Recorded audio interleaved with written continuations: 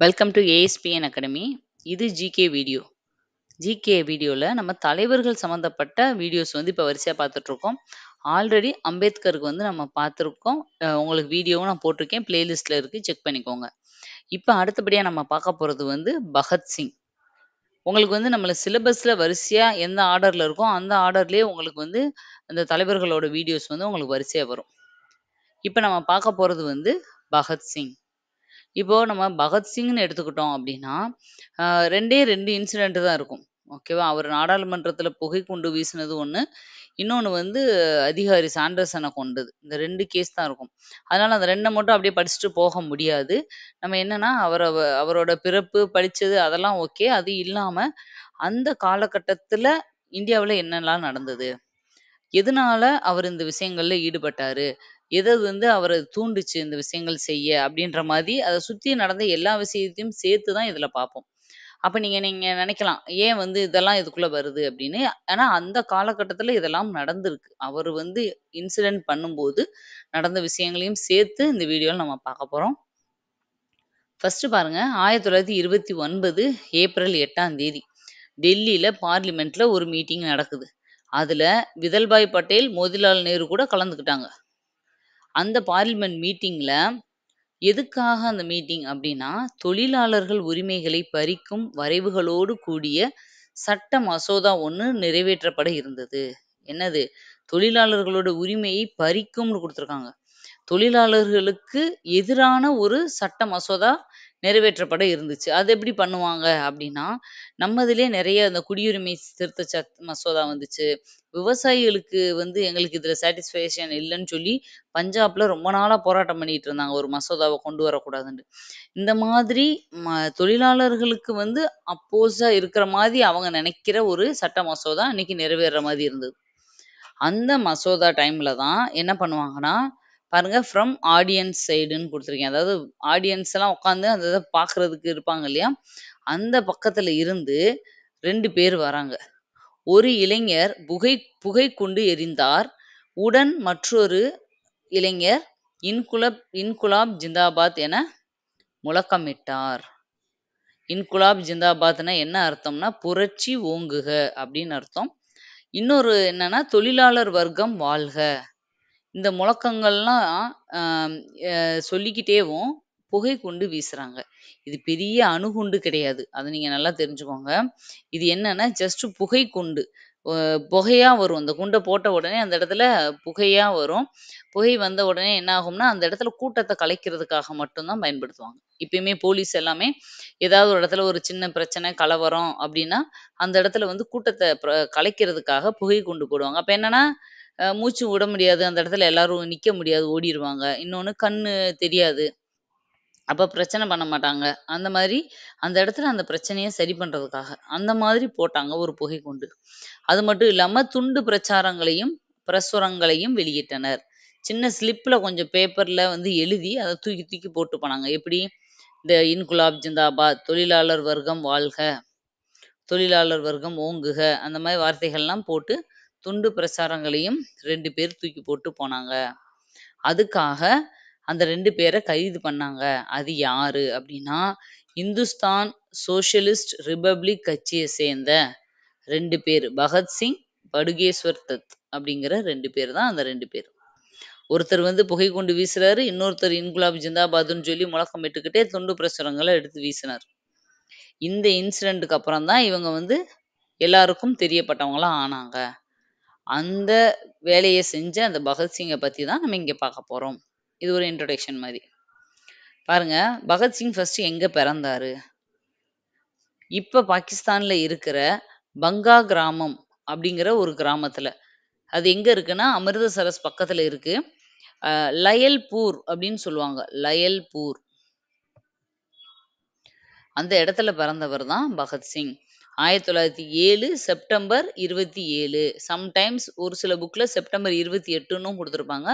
அதனால தான் 2யுமே போட்டிருக்கேன் பார் போட்டு. நீங்க 2யுமே மென்ஷன் பண்ணிக்கோங்க. கிஷன் சிங், வித்யாவதி கவுர் அப்படிங்கிற 2 பேர் தான் இவங்களோட அம்மா, அப்பா. பெற்றோர் பெயர் என்ன? கிஷன் சிங், வித்யாவதி கவுர். இந்த கிஷன் சிங், அதாவது பகத்சிங்கோட அப்பா ஒரு சுதந்திர போராட்ட வீரர். இவர் மகன ஒரு பெரிய தேசியவாதியா ஆக்கணும்னு விரும்பினாரு. ஆனா இவரோட தாத்தா வந்து அர்ஜுன் சிங் என்ன ஆசைப்பட்டாருன்னா, இவர ஒரு பெரிய ஆன்மீகவாதியா ஆக்கணும்னு நெனச்சிருப்பாரு. 2யும் பக்கத்துல பக்கத்துல கூட எழுதிக்கோங்க. அப்பா வந்து பெரிய தேசியவாதி ஆக்கணும். தாத்தா வந்து என்ன நெனைக்கிறாரு, ஆன்மீகவாதி ஆக்கணும்னு நெனச்சிருப்பாரு. பாரு பாட்டி வந்து கெய் கௌர், தாத்தா வந்து அர்ஜுன் சிங். இப்போ இந்த பகத் அப்படிங்கிற பேருக்கு என்ன அர்த்தம்னா, அதிர்ஷ்டம் அப்படின்னு அர்த்தம். ஆல்ரெடி இதே பேரு அதிர்ஷ்டசாலி, அதிர்ஷ்டசாலின்னு யார் பார்த்திருப்போம்? ஹுமாயூன் பார்த்திருப்போம். ஹுமாயூன்டாலே அதிர்ஷ்டசாலின்னு அர்த்தம். அதே மாதிரி தான் பகத் அப்படின்னாலும் அதிர்ஷ்டம் அப்படின்னு அர்த்தம். 1907ல காங்கிரஸ்ல என்ன நடந்துச்சு? 1907ல தான் இவர் பிறந்தாரு. அது ஒரு முக்கியமான வருஷம். சாதாரண வருஷம் கிடையாது. என்ன? காங்கிரஸ்ல மிதவாதிகளுக்கும், தீவிரவாதிகளுக்கும் இடையே ஒரு பெரிய சூரத் பிளவு ஏற்பட்ட வருஷம் தான் அந்த வருஷம். அதுக்கும் இவருக்கும் சம்மந்தம் இருக்கா? அப்டின்னா இல்ல. ஆனா, அந்த டைம்ல நடந்த இன்சிடென்ட்ட மென்ஷன் பண்றாங்க. அது மாரி ஸ்கூல் எஜுகேஷன், சைல்ட்ஹுட் எஜுகேஷன் எங்க பண்றாருன்னா, ஆரிய சமாஜ பள்ளியில வந்து சைல்ட்ஹுட் எஜுகேஷன வந்து முடிக்கிறாரு. அதுக்கப்புறம் 1916ல இவங்க ஃபேமிலியோட லாகூருக்கு இடம்பெயர்றாங்க. லாகூருக்கு இடம்பெயர்றாங்க. அங்க டிஏவி ஸ்கூல்ல வந்து படிக்கிறாரு. விடுதியோட அதாவது ஹாஸ்டல்ல தங்கி படிக்கிறாரு. அப்ப ஹாஸ்டல்ல தங்கும்போது, வீட்டுக்கு எப்ப லெட்டர் எழுதினாலும் உருது மொழியில தான் லெட்டர எழுதுவாராம். அப்ப இதுலருந்தே என்ன தெரியுதுன்னா, உருது, ஆங்கிலம், பஞ்சாபி எல்லா மொழியுமே ஏன்னா அவர் வந்து பஞ்சாபினால பஞ்சாப் வந்து அவருக்கு நல்லா தெரியும். பஞ்சாபி மொழி. ஆங்கிலம் நல்லா தெரியும். உருது மொழியும் அவருக்கு நல்லா தெரியும். லெட்டர் கூட அதுல தான் எழுதுவாருன்னு சொல்றாங்க. இதுக்கப்புறம் என்ன ஆகுதுன்னா, 1914ல ஃபர்ஸ்ட் வேர்ல்டு வார் வருது. இந்த ஃபர்ஸ்ட் வேர்ல்டு வார்ல பிரிட்டன் வந்து என்ன பண்ணுதுன்னா, அதுக்கு கீழ இருக்கிற அடிமையா இருக்கிற எல்லா நாடுகளையுமே போர்ல கலந்துக்கிறதுக்கு கம்பல் பண்றாங்க. அதுவும் யாரு? பிரிட்டன் சார்பா நம்ம இப்ப இந்தியன் எல்லாமே முதல் உலகப் போர்ல வந்து ஈடுபடணும்னு சொல்லி கம்பல் பண்ணி பண்ண தான் வச்சாங்க. அதுக்காக நெறைய வந்து நான் அது செய்வேன், இது செய்வேன், டொமினியன் அந்தஸ்து குடுப்பேன் முடிஞ்சதுக்கு அப்புறம்னு சொன்னாங்க. அப்ப என்ன ஆச்சுன்னா, அத நம்பி எல்லாருமே இந்த ஃபர்ஸ்ட் வேர்ல்டு வார்ல ரொம்ப தீவிரமா நம்ம இந்தியர்கள் வந்து செயல்பட்டாங்க. ஏன்னா, இது முடிஞ்ச உடனே நம்மளுக்கு வந்து விடுதலை கிடைக்க போது. நம்மளுக்கு சுய ஆட்சி குடுக்க போறாங்க. நம்மள நாமளே ஆட்சி பண்ணிக்கலாம். அப்படின்ற சந்தோஷத்துல. பாருங்க செப்டம்பர் 22ல அதே 1914ல நீர்மூழ்கி கப்பல் மூலம் குண்டு வீசப்பட்டது. அப்ப பிரிட்டன் என்ன பண்ணியிருக்கு வேர்ல்டு வார்க்கு, தண்ணிக்கு அடியில போயி நீர்மூழ்கி கப்பல்ல இருந்துகிட்டு வெளிய குண்டு வீசுறது. அந்த காலத்திலேயே அவ்வளோ பெரிய டெக்னாலஜி எல்லாம் யூஸ் பண்ணியிருக்காங்க. அந்த டெக்னாலஜில கூட அந்த கப்பல்ல கூட அந்த கப்பலோட கேப்டனா இருந்தது யாருன்னா, செண்பகராமன் அப்படிங்கிற ஒரு தமிழர் தான். அத வந்து மென்ஷன் பண்ணியிருக்காங்க. அது ஒரு முக்கியமான நிகழ்வு தெரிஞ்சுக்கோங்க. 1915 ஜனவரி 9ல காந்தி இந்தியாவுக்கு ரிட்டர்ன் வந்தாரு. சவுத் ஆஃப்ரிக்காலருந்து, தென்னாப்பிரிக்காலருந்து. நமக்கு தெரியும். அத தான் வந்து நம்ம வெளிநாடு வாழ் இந்தியர் தினம் சொல்றோம். என்ஆர்ஐ டேன்னு கொண்டாடிட்டு இருக்கோம். 1916ல லக்னோ மாநாடு நடக்குது. 1907ல சூரத் பிளவுல பிரிஞ்சவங்க 1916ல நடந்த லக்னோ மாநாடுல தான் மிதவாதிகளும், தீவிர தேசியவாதிகளும் இணையறாங்க. அதே மாதிரி காங்கிரஸும், முஸ்லீம் லீக் கட்சியும் இணைஞ்சுச்சு. இணைஞ்சு பிரிட்டிஷுக்கு எதிரா நம்ம வந்து செயல்படணும் அப்படிங்கிற ஒரு ஒப்பந்தம் எல்லாமே போடுவாங்க அந்த டைம்ல. ஏன்னா 1916ல முதல் உலகப் போர்ல துருக்கி கலீஃபாவ வந்து அசிங்கப்படுத்துவாங்க. அப்போ அதுக்காக ஆரம்பிக்கப்பட்டது தான் இங்க வந்து முஸ்லிம் இயக்கங்கள் எல்லாமே. அலி சகோதரர்கள் ஆரம்பிச்சிருப்பாங்க. அப்ப வந்து நம்ம காங்கிரஸ் வந்து சப்போர்ட்டா இருந்ததுனால இந்து, முஸ்லிம் வந்து ஒற்றுமை பயங்கர நல்லா ஸ்ட்ராங்கா இருந்தது. இப்போ வேர்ல்டு வார் 1918ல முடிஞ்சிருச்சு. 14லேருந்து 18 வரைக்கும் ஃபர்ஸ்ட் வேர்ல்டு வார் முடிஞ்சுச்சு. அப்ப சொன்னதெல்லாம் செஞ்சாங்களா பிரிட்டிஷு? நம்மளுக்கு சுயாட்சி எல்லாமே குடுத்தாங்களான்னா, இல்ல. சரி குடுக்கலனாலும் பரவால்ல. சட்டங்களை எல்லாம் இன்னும் கடுமையா மாத்துனாங்க. 1918 ஜூலை 19ல ஆம் யாரு ரவுலட் வந்து அவரோட அந்த டீம் தலைமையில ஒரு அறிக்கை வெளியிடுறாங்க. போர்க்கால தடைகள் எல்லாம் நீக்கப்படாது. போர்க்கால தடைகள் நீக்கப்படாது. விசாரணையின்றி எவரும் கைது செய்யலாம். போர்க்காலத்துல போட்டிருந்தாங்க இல்லையா? சில தடைகள்லாம் போட்டிருப்பாங்க. எமர்ஜென்சி டைம்ல. அத எதையுமே நீக்க மாட்டோம். அத அப்படியே கன்டின்யூ பண்ணுவோம். அப்புறம் விசாரணை இல்லாம எங்களுக்கு தோணுச்சுன்னா, யார வேணாலும் நாங்க அரெஸ்ட் பண்ணுவோம். அப்படின்னு கொண்டு வந்தது தான் இது. நீங்க நெனச்சு பாருங்க. எங்களுக்காக நீங்க வந்து சண்ட போடுங்க. ஏன்னா கண்டிப்பா வார்ல எவ்வளோ பேர் உயிர் விட்டுருப்பாங்க. நீங்க எனக்கு பண்ணுங்க. உங்களுக்கு நாங்க குடுக்குறோம்னு சொன்னவங்க, அந்த குடுக்காட்டியும் பரவால்ல. அத விட மோசமான சட்டங்கள கொண்டு வராங்க. இன்னமும் அடக்குமுறை பண்ற மாதிரி சொன்ன உடனே தான் மக்கள் எல்லாமே கொதிச்சு எழுந்துருவாங்க. ஈவன் காந்திக்கே இது வந்து ரொம்ப கோவம் வந்துரும். உங்களுக்கு தெரியும் அப்பதான் 1919ல அமிர்தசரஸ்ல வந்து ஒரு ஊரடங்கு போட்டிருப்பாங்க. அந்த டைம்ல வந்து இவங்க அ ஏப்ரல் 13 பைசாக்கி திருவிழா அன்னைக்கு பஞ்சாப்ல அமிர்தசரஸ்ல ஒரு கூட்டத்த வந்து பிளான் பண்ணுவாங்க. ஜாலியன் வாலாபாக் அப்படிங்கிற இடத்துல. அதுல வந்து அப்ப மெயினா வந்து அந்த இடத்துல நின்னு பேசிட்டு இருந்தவர் யாரு அப்படின்னா, ஹன்ஸ் ரா. ஹன்ஸ் ரான்னு சொல்லுவாங்க. ஹன்ஸ் ராஜ்ன்னும் சொல்லுவாங்க. 2 இதுல எது குடுத்தாலும் நீங்க இது பண்ணிக்கோங்க.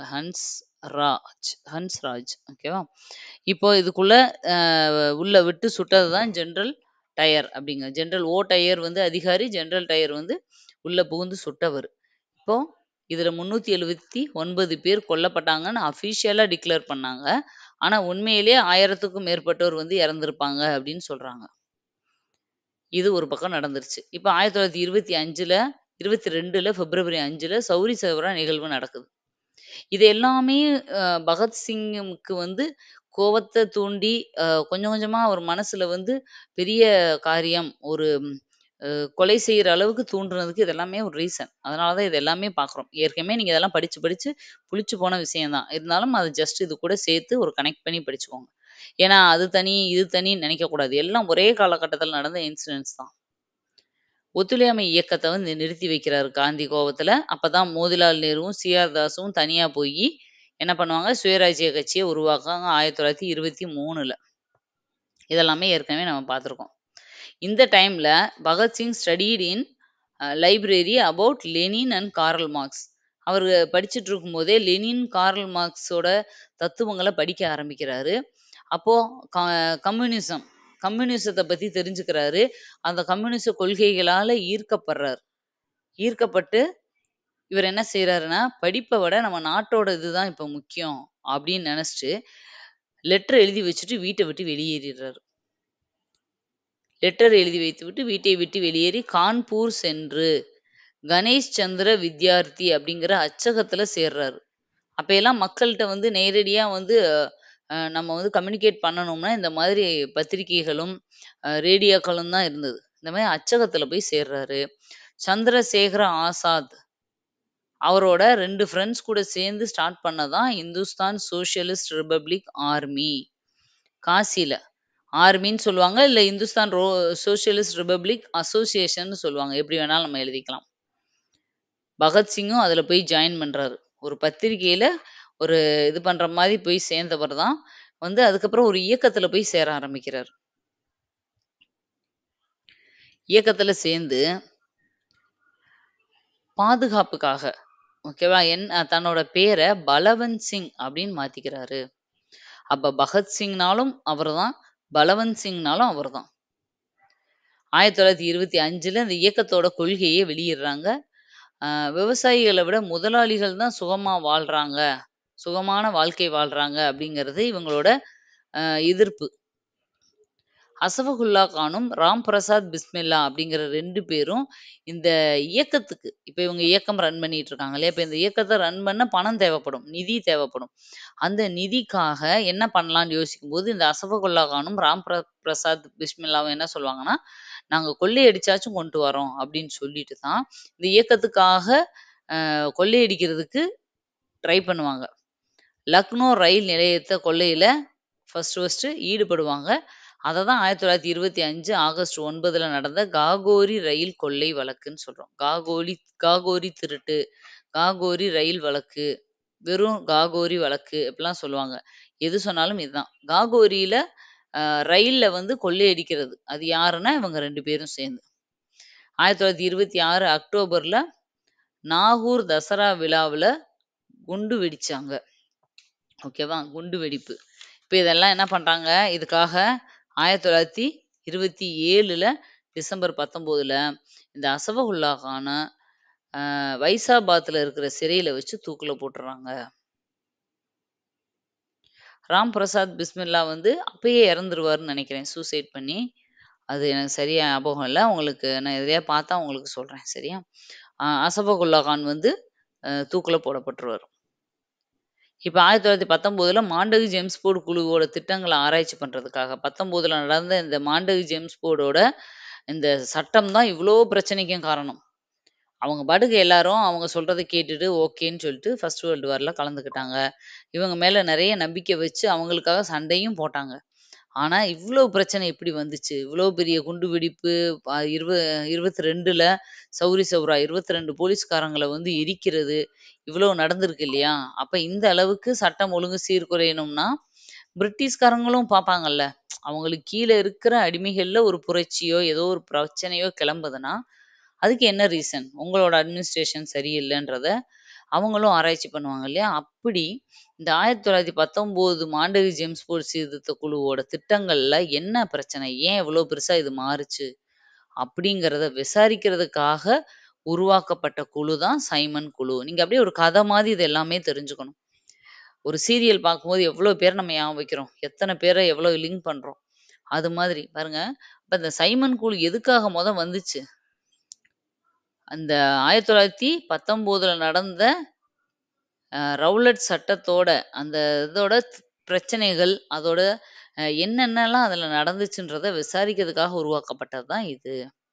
அப்போ உங்களுக்கு இப்ப சைமன் குழு எப்போ உருவாக்கப்பட்டுச்சுன்னு கேட்டா, 1915ன்னு ஒரு டேட் ஆப்ஷன்ல இருக்குன்னு வச்சுக்கோங்களேன். நீங்க இத சூஸ் பண்ணுவீங்களா? பண்ண மாட்டீங்க. ஏன் அப்டின்னா, நம்மளுக்கு தெரியும். ரவுலட் சட்டத்த வந்து விசாரிக்க வந்தது தான் சைமன் குழு. ரவுலட் சட்டமே 19. அப்ப இதுக்கு அடுத்து தான் இயர் இருக்கும்னு சொல்லி நம்ம எலிமினேஷன் பண்றதுக்கு, கெஸ் பண்ணி போடுறதுக்கு சான்சஸ் அதிகம். இதுதான் எலிமினேஷன் மெத்தட். ஓகேவா? இப்போ சைமன் குழு தலைமையில ஒரு குழு உருவாக்கப்பட்டிருக்கு. அதுல ஒரு மெம்பர் தான் கிளமன் அட்லி இருந்தவரு. இவர் தான் பின்னால வந்து பிரிட்டனோட பிரதமர் ஆயிருப்பார். கிளமன் அட்லி. அப்ப வந்து பிரிட்டனோட ஒரு முக்கியமான பதவியில இருந்தவர். 1928 பிப்ரவரி 3ல இந்த சைமன் குழு முதல்ல பம்பாய்க்கு வருது. அடுத்தது லாகூர்ல தாதா லஜபதி ராய் தலைமையில வந்து எதிர்ப்பு நடந்திருக்கும். இந்த சைமன் கோ பேக் அப்படிங்கிறது நடத்தியிருப்பாங்க இல்லையா? இதுல அந்த இந்த லாலா லஜபதி ராய் தலைமையில ஒரு பெரிய டீமே வந்து சைமன் கோ பேக்ன்னு சொல்லி, சைமனே திரும்பி போ அப்படின்னு சொல்லி ஒரு போராட்டம் நடத்துனாங்க. அந்த இதுல போலீஸ் எல்லாம் உள்ள புகுந்து அந்த போராட்டம் நடத்துனவங்கள பூரா சரமாரியா அடிக்க ஆரம்பிச்சாங்க.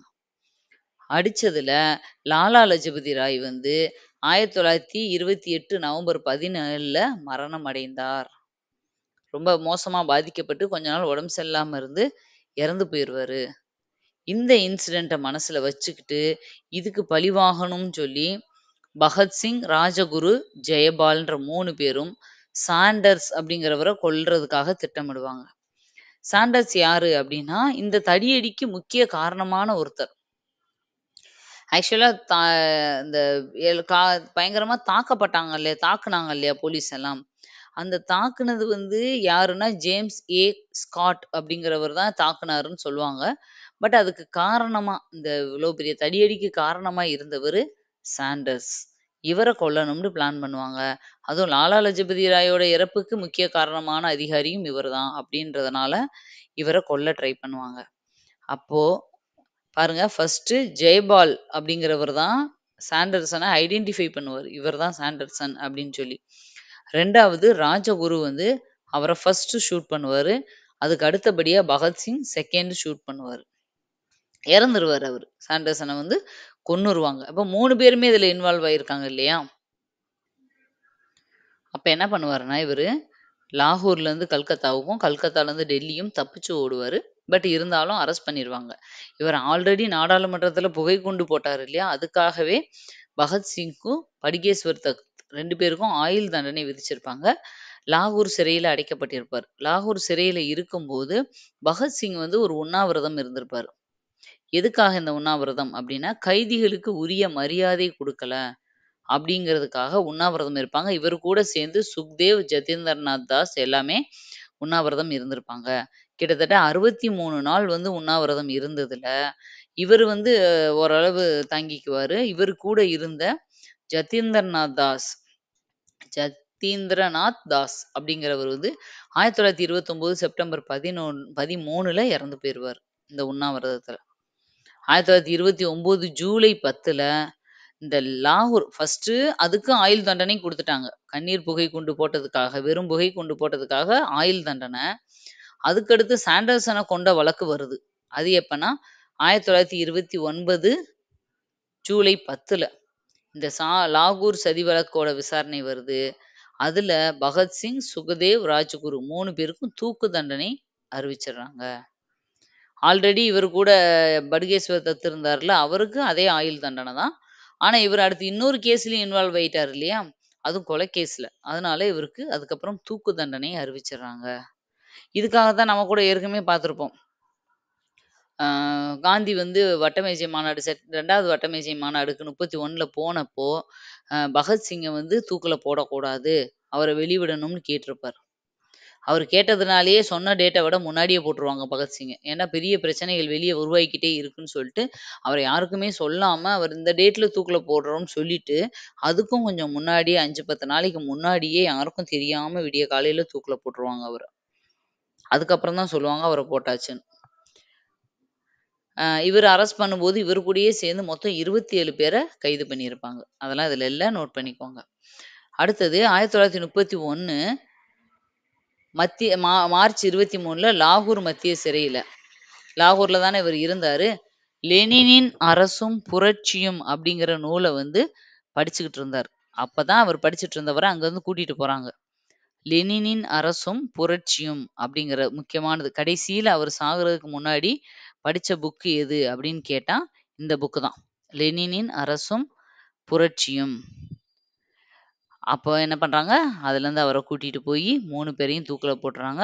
அவர் சாகுறதுக்கு முன்னாடி அவர் சொன்ன கடைசி முழக்கம் வந்து, "புரட்சி ஓங்கட்டும். நாங்க செத்தாலும் எங்களுக்கு அப்புறம் இந்த புரட்சி, இந்த வெறி, இந்த தீ வந்து அணையாம தொடரணும்." அப்படின்னு சொல்லியிருப்பாரு. அடுத்து, "நான் ஏன் நாத்திகன் ஆனேன் ஆனேன்டு" ஒரு புக்கு பகத்சிங்கே எழுதியிருப்பாரு. சரியா? இது பகத்சிங் எழுதின புக்கு. அதே மாதிரி பஞ்சாப் ஆளுநருக்கு ஒரு லெட்டர் போட்டிருப்பாரு இவரு. அந்த லெட்டர் என்ன அப்படிங்கிறத வாயில சொல்றேன், நீங்க அத நோட் பண்ணிக்கோங்க. "இந்த போர் எங்களுடன் தொடங்கியதும் அல்ல, எங்கள் வாழ்க்கையுடன் முடிவு பெறப் போவதும் இல்லை." எங்கள அரெஸ்ட் பண்ணீங்க. இந்த அரெஸ்ட் பண்ணும்போது சொன்னது இதெல்லாம், இந்த லெட்டர் போட்டது. ஆளுநருக்கு போட்டிருப்பாரு. "நான் வந்து நாங்க தான் இத ஆரம்பிச்சோம். எங்கள கொன்னுட்டா இது முடிஞ்சிரும்னு நீங்க நினைக்காதீங்க. எங்களுக்கு முன்னாடியே இந்த புரட்சி, இந்த எல்லாமே ஆரம்பிச்சிருச்சு. இனி எங்களுக்கு அடுத்தும் இது நடக்க தான் போகுது. எங்கள கொன்னுனோனே எல்லாமே முடிஞ்சிருச்சுன்னு நீங்க நினைக்காதீங்கன்னு" ஒரு லெட்டர் போட்டிருப்பாரு. அடுத்தது இவர் சம்மந்தமா வேற என்ன சொல்லலாம் அப்படின்னா, "சமதர்மம் என்றால் என்ன?" அப்படின்னு ஒரு புக் எழுதியிருப்பாரு. சமதர்மம் என்றால் என்ன? அப்படிங்கிற புக் எழுதினது யாருன்னு கேட்டா இவர்தான். அடுத்தது jail diary. Jail diary and other writings. Other writings அப்படிங்கிற புக் எழுதினது யாரு அப்படின்னாலும் அதுவும் பகத்சிங் தான். அடுத்தது டு ஒரு லெட்டர் மாதிரி எழுதியிருப்பாரு. To young political workers. Political workers. அதாவது இனி வரப்போற யங் பொலிட்டிக்கல்ஸ், அரசியல்வாதிகளுக்கு நான் என்ன சொல்றேன் அப்படின்னு சொல்லி ஒரு லெட்டர் மாதிரி எழுதியிருப்பாரு. இது இல்லாம இவரோட கொட்டேஷன்ஸ் ஒரு சிலதெல்லாம் இருக்கு. அத நான் சொல்றேன். நீங்க வந்து நோட் பண்ணணும்னு நினைச்சீங்கன்னா, நீங்க வந்து வீடியோவ பாஸ் பண்ணிட்டு நோட் பண்ணிக்கோங்க. ஒவ்வொன்னும் முடிய முடிய. இல்லன்னா நீங்க வந்து அட்லீஸ்ட் காதுல கேட்டுக்கோங்க.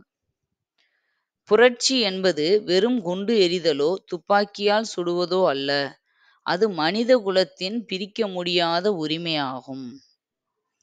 இது ஒரு கொட்டேஷன். இது யார் சொன்னதுன்னு கேட்டாங்கன்னா, பகத்சிங் நீங்க சொல்லலாம். 2வது, "சுதந்திரம் என்பது அனைவரின் அழியா பிறப்புரிமை." அப்படின்னு சொன்னதும் பகத்சிங் தான். 3வது, "உழைப்பாளிகள் சமூகத்தின் உண்மையான ஆதரவாளர்கள்." இந்த வார்த்தைகள் எல்லாமே பகத்சிங் சொன்னதுதான். அப்புறம் இன்னொரு விஷயம் சொல்லியிருப்பாங்க. ஆக்சுவலா இவர வந்து தூக்குல போட்டிருப்பாங்க இல்லையா? தூக்குல போடுறதுக்கு முன்னாடி இவரு சொல்லியிருப்பாரு, எனக்கு வந்து இப்படி தூக்குல தொங்கி சாகுறதுல விருப்பம் இல்ல. என்ன வந்து ஷூட் பண்ணி கொல்லுங்க" அப்படின்னு சொல்லியிருப்பாரு. பட் அப்படி பண்ணல. ஆனா அவர் கேட்டிருப்பார். என்ன வந்து இருக்கு. அப்ப எந்த அளவுக்கு அவருக்கு ஒரு மனசுல தைரியம் இருக்கணும்னு பாருங்கவேன். யாருமே நம்ம வந்து ஒரு மோசமான சாவ எதிர்பார்க்க மாட்டோம். அப்ப அவரு வந்து என்ன ஷூட் பண்ணி கொல்லுங்கன்னு கேட்டிருப்பாரு. இதெல்லாமே அவர் சம்மந்தப்பட்ட இன்சிடென்ட்ஸ். இதோட பகத்சிங் இது முடிஞ்சது. ஆம். ஒருவேளை உங்களுக்கு இத தாண்டி இன்னும் பாயிண்ட்ஸ் தெரிஞ்சுச்சுன்னா, நீங்க தாராளமா கமெண்ட்ல சொல்லலாம். மத்தவங்களுக்கு அது யூஸ்ஃபுல்லா இருக்கும். இது மாதிரி ஒவ்வொரு லீடர்ஸுக்கும் உங்களுக்கு வந்து இப்போ கொஞ்ச நாள் கேப் ஆயிருச்சு அம்பேத்கருக்கு அப்புறம். ஆனா இதுக்கப்புறம் கொஞ்சம் 1 ஆர் 2 டேஸ்க்கு ஒன்ஸ் நான் உங்களுக்கு போட்டுட்டே இருக்கேன். தமிழ் வீடியோஸ் வந்து கிட்டத்தட்ட முடிய போகுது. அதுக்கான பிடிஎஃப்பும் ஒவ்வொரு வீடியோ கீழயும் குடுத்துட்டுருக்கோம். நீங்க ஃபாலோ பண்ணிக்கோங்க. மேத்ஸ் ஆல்ரெடி முடிஞ்சது. கரண்ட் அஃபேர்ஸும் போயிட்டுருக்கு. நீங்க கன்டினியூஸா ஃபாலோ பண்ணுங்க. ஜிகே மட்டும் என்னால மேக்ஸிமம் எவ்வளோ முடிக்க முடியுமோ நான் உங்களுக்கு முடிச்சு குடுக்குறேன். ஆல்ரெடி இருக்கிறத படிச்சுட்டுருங்க. ஓகே திரும்பவும் அடுத்த ஒரு தலைவர் வீடியோல உங்கள மீட் பண்றேன். Thank you. பாய்.